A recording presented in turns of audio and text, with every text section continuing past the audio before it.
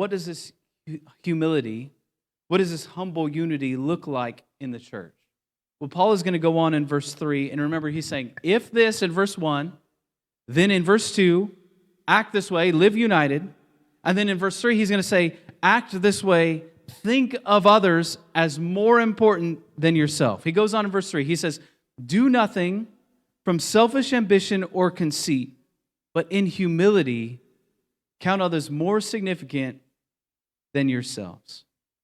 So he's saying, in other words, do nothing from rivalry or conceit. Some of your translations maybe say from selfish ambition or conceit. Maybe your translation, a couple of them say, do nothing from vain glory.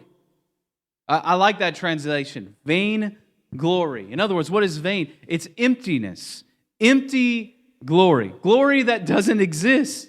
And so Paul is saying, some of you people are literally prideful and conceited over nothing, over an empty and non-existent glory. As Paul describes further in verses 5 through 11, look at the way he describes Jesus. And being found in human form, he humbled himself by becoming obedient to the point of death, even death on a cross.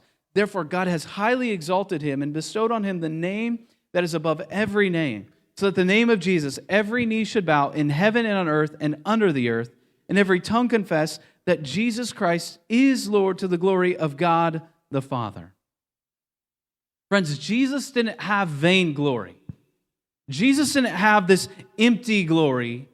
He had and he has all glory. He humbled himself for our sake to save us from our sin. Jesus Christ has all glory, but what does he do?